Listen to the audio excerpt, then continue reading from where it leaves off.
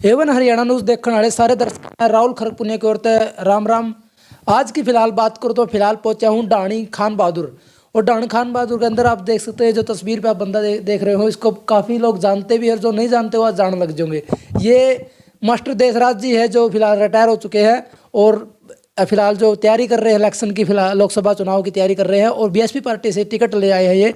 और जो 10 साल इसकी वाइफ है, जो मौके की सरपंच रह चुकी है गांव की, 10 साल सरपंच भी करी है। और एक और बता दूं, एक मामला चल रहा है, बहुत ही ज़्यादा वायरल हो रहा है मामला, बैसली गांव का है, राजस्थान का, जो बहुत ही ज़्यादा फिलहाल वायरल होने लग रहा है। पाखंडवाद, बहुत बड़ा पाखंडवाद है वो, या है या नहीं है। देशराज मास्टर जी उस चीज़ का पूरा पोल खोलेंगे, सच्चाई बताएंगे, क्या सच्चाई है क्या झूठ है। जी नमस्कार मास्टर जी। नमस्कार भाई राहुल। सर पहले तो आप बता दीजिए कैसे हो। मैं ठीक हूँ, बिल्कुल फिट। ठीक हो। जो राजस्थान के अंदर एक मामला चला हुआ है, पहले तो उससे ही आप शुरुआत करेंगे। जो फिलहाल वो मामला चल रहा है, क्या लग रहा है आपने उसमें, कितनी सच्चाई है, क्या कुछ झूठ लग रही है? देखिए, मैंने जो देखा वो वीडियो, उसमें 100% झूठ है मामला। अच्छा। तांत्रिक जो एक गैर वाजिब बात कर रहा है, गैर वैज्ञानिक बात कर रहा है, वो क्लियर ही गलत है। नंबर एक तो जो जिस भूत प्रेत की बात कर रहा है, वो जिसमें थोड़ी बहुत आवाज़ सुनाई दे रही है, वो किसी बुढ़िया की नहीं है, वो लड़की की है। अरे मैं बता दूं आपको पूरा तरीके से। उस घर के अंदर ये बता रहा है कि हर 14 दिन के अंदर मौत हो रही है। 3 मौत हो चुकी है, 2 लड़का है, एक बुढ़िया, वो उनकी डेथ हो चुकी है। और जो बता रहे हैं कि ये कोई भूत प्रेत कर रहा है, हर 14वां दिन उसकी मृत्यु होती है और घर में आग लगती है। और फिलहाल 2 दिन से आग नहीं लग रही क्योंकि पुलिस प्रशासन का पहरा है। ये बता दीजिए सर। मैं ये मानता हूँ कि ऐसे कामों को अंजाम दे के ही तांत्रिक प्रसिद्ध होता है। कि मैं ये कह रहा हूँ कि जब वो भूत प्रेत है या वहाँ आग वगैरह लगती है, तो ये क्या कारण है कि पहले तो आग लगती रही लेकिन पुलिस पहरे के दौरान आग नहीं लगी। इसका मतलब वो, मैं तो ये मानता हूँ कि वो कहते हैं ना, सुरक्षा हटी और दुर्घटना घटी। यानी जब तक सुरक्षा नहीं थी तब तक वो अंजाम दे रहा था तांत्रिक, लेकिन जब पुख्ता सुरक्षा होगी तो अपने कारनामों को अंजाम नहीं दे रहा। जहाँ तक मौत की बात है, मैं ये मानता हूँ कि ये तांत्रिक जो लोग होते हैं ना, ये बेवकूफ़ बनाते हैं भोली भाली जनता को।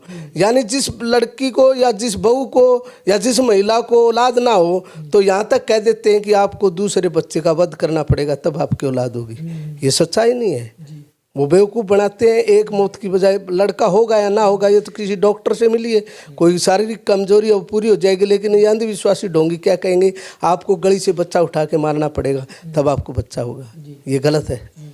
और जहाँ तक बात है कि आग लगने की, वो तो एक रासायनिक प्रक्रिया के अनुसार लगा देते हैं। जैसे जादूगर होते थे ना पहले, वो जादूगर जो है ना, हड्डी के ऊपर पानी छिड़कते थे और हड्डी पर आग लग जाती थी। ये कारण था कि केमिकल, हड्डी के ऊपर केमिकल लगाया जाता था और केमिकल की और पानी का रिएक्शन होता था, आग लग जाती थी। ये आपका कहने का मतलब ये है कि जो फिलहाल वहाँ पे जो आग लग रही है वो केमिकल की वजह से लग रही है? बिल्कुल, उसके अंदर एक वैज्ञानिक कारण वैज्ञानिक है, लेकिन उस वैज्ञानिक कारण को अंधविश्वास और रूढ़िवादिता में बदल के तांत्रिक अपने मकसद को हासिल करना चाहता है, लूट मचाना चाहता है, अपने को सिद्ध पुरुष घोषित करके जनता को लूटना चाहता है। और वो बातें कराने लग रहा है तांत्रिक जो फोन पे। क्या बात, देखिए मैंने कभी ऐसा देखा ही नहीं जिंदगी में कि भूत कभी बात करता हो। लेकिन वो जो साठगांठ की हुई है, वो तांत्रिक ने किसी लड़की से वो की होगी। और मैं ये मानता हूँ कि कई बार उल जलूल हरकतें करते हैं ना, जो समाज में होती है, लड़का हो चाहे लड़की हो चाहे कोई भी, वो एक मानसिक रोग होता है जिसमें आदमी उल जलूल बकना, आवश्यकता से अधिक ताकत आ जाना, ये तो एक सामाजिक बीमारी के कारण होता है। उसका इलाज होना ना, और वो जो है ना उसको नाम दे देते हैं भूत प्रेत का। अच्छा, तो मैं आपकी बात बताऊंगा, जो जितने सियाणे सपटे हैं या फिर मोदी सरकार ने अब मंदिर बनाया है, तो ये पाखंडवाद है? अरे 100% पाखंडवाद है भाई। मोदी सरकार ने वो एक विमान भेजा था अंतरिक्ष यान में, वो किसका कमाल था? मजदूरों का, कारीगरों का, इंजीनियर का। उन्होंने कमाल किया ना। लेकिन वो क्या नाम है, रक्षा मंत्री वहाँ जो है ना, उसके ऊपर स्वास्तिक बनाता है, नारियल फोड़ता है। ये अंधविश्वास नहीं तो क्या है? अरे जो वैज्ञानिक कारणों से चमत्कार हो रहे हैं, अनुसंधान हो रहे हैं, आदि मानव था तब तो कुछ भी नहीं था ना। ये हम देख रहे हैं जो चीज़ें, ये आविष्कार हुआ है ना, ये आविष्कार किसी जादूगर ने किए, किसी अवतार ने किए, इंसान ने किए, शिक्षा ने किए।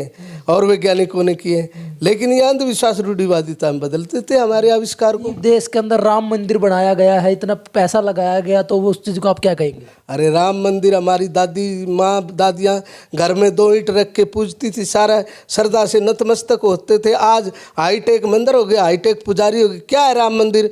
अरे राम लला लाएंगे, राम आपको लेके आए या आप राम को लेके आओगे? राम एक इंसान था, राम कृष्ण एक इंसान हो सकते हैं, राजा के बेटे हो सकते हैं, लेकिन इतने ही भगवान थे तो उनके समय में 360 रानियाँ क्यों होती थी?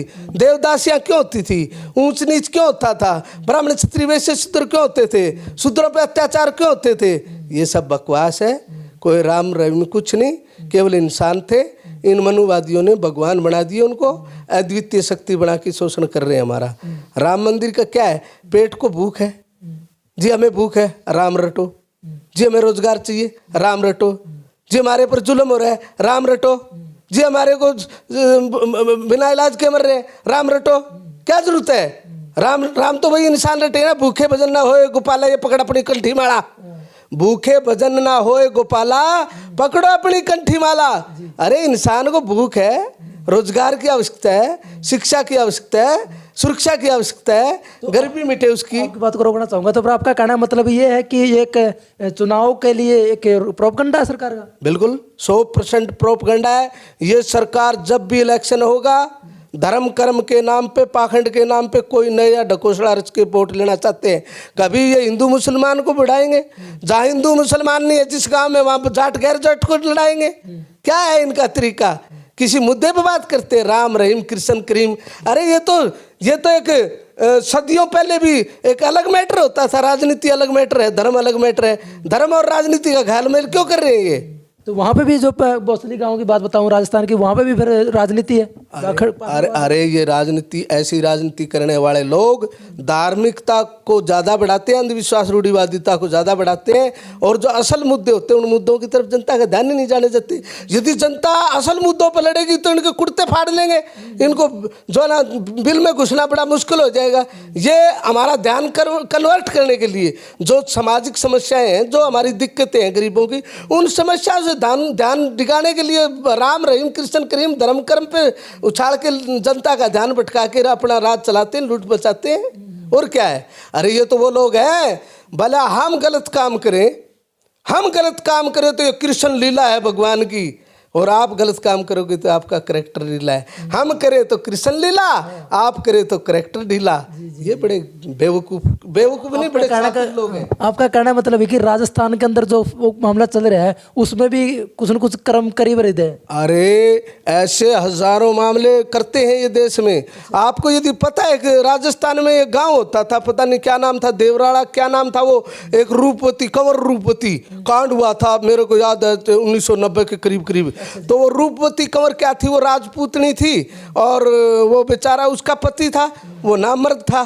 तो वो लड़की जो है ना, अपने शारीरिक भूख होती है, तो वो किसी लड़के से अटैचमेंट होगी, तो उसको जो है ना, उसको पति मर गया, और उसके पति मरने के बाद उसने आत्मदाह करने के लिए विवश कर दिया। टिक्के लगाए, राजपूतों ने तलवार लेकर उसको जबरदस्ती जलाया, और फिर उसको महिमा मंडित करके माता बना के पूज रहे हैं राजस्थान में। वो केस चला भी था अखबारों में। ये 1990 की बात है शायद। गांव मुझे अच्छी तरह, देवराड़ा था, कैसा गांव था, सती माता घोषित करके मंदिर बना दिया उन्हें, बेवकूफ़ों ने, भाजपा वालों ने। अच्छा। और उसको पूजा करते थे ये मंदिर, मस्जिद, MLA MP, और वो एक्चुअल में वो मारी गई थी टिक्के लगा के बेहोश करके। अच्छा। क्योंकि राजपूतों में वो एक प्रथा होती थी पुराने जमाने में, क्या कहते थे उसको, जो आग में कूद के मरती थी, सती। अरे एक और था वो, जोहर करती थी। यानी अक्षत्राणीय, ये एक धर्म बना दिया कि जो अक्षत्राणीय, जिनका पति मर जाता था, अक्षत्राणियों में आग में कूद के जोहर करना पड़ेगा। उसी का वह लड़की करना नहीं चाहती, जबरदस्ती टिक्के लगा के बेहोश करके उसको मारा गया था। जो ये फिलहाल जो ये कार्य कर रहे हैं तांत्रिक या वाले जो विद्या बना रहे हैं, नाम था उसका, समझ गया सर मैं, जो ये तांत्रिक वाले काम करते हैं जैसे कि पाखंडवाद है, इसके ऊपर कैसे रोक लगा सकते हैं आप? अरे एक बात सुनिए, मेरी बड़ी बहन थी, उसकी उम्र 75 साल है। अगर आप अभी मंदिर में गए हो ना, क्या नाम है उस मंदिर का? गौरी मंदिर, दादी गौरी। ये देश में दादी गौरी और दादा गौरा इन्होंने पैदा किए। कैसे हुए सुनिए। एक दादी गोरी इसलिए पूजी जाती है कि वो सांपों से रक्षा करती है हमारी, लेकिन ये सच्चाई नहीं है। सच्चाई क्या है सुनिए, क्यों पैदा हुई है दादी गोरियां। इस हिंदुस्तान में 274 किस्म के सांप हैं, जिनमें से 270 के लगभग जहरीले नहीं है। केवल 4-5 जाति के सांप ऐसे हैं जो जहर चढ़ता है, और वो जहर अगर काट जाए ना तो चाहे दादी गोरी और चाहे दादा गोरा कला खा जाते हैं। हमारे गांव में 20 साल पहले एक घटना घटी थी इसी तरह। एक लड़की थी, वो क्या नाम था इसकी, ख्याली राम की लड़की थी, उसको असली सांप लड़ गया, कोबरा। तो मंदिर के जो पुजारी थे, अंधविश्वासी रूढ़िवादी, उन्होंने कहा दादी गोरी की तांती बांध ले, दादी गोरी की तांती बांध दो, ये जीत जाएगी। मैंने कहा अरे दादी गोरी की बांध दो, चाहे दादा गोरे की, ये मरेगी। तुम ऐसे करो, जल्दी से इसे हॉस्पिटल में ले, जल्दी से बंद लगाओ और कट लगाओ और फौरन अस्पताल में ले जाओ। 10 मिनट में लेके तो गिनी कला खाएगी। उन बेवकूफ़ों ने उस लड़की को नहीं ले गए और वो मर गई। अब मैं ये कहता हूँ कि मेरी बहन जो थी उसको भी सांप छू गया था घास काटते समय, लेकिन वो सांप जहरीला नहीं था। तो क्या हुआ, मेरे ताऊ जी होते थे, ये बात शायद 45-50 साल के करीब है, लेकिन वो बूढ़ा जो ना तांत्रिक था, अंधविश्वासी था, वो मेरी बहन की उंगली को ऐसे बिल्कुल तोड़ देता था, वो किर्राती थी बेचारी। हमें पता नहीं था उस समय, लेकिन आज मुझे याद है कि मेरे ताऊ जी गलत थे, मेरी बहन बेचारी क्या करे, क्योंकि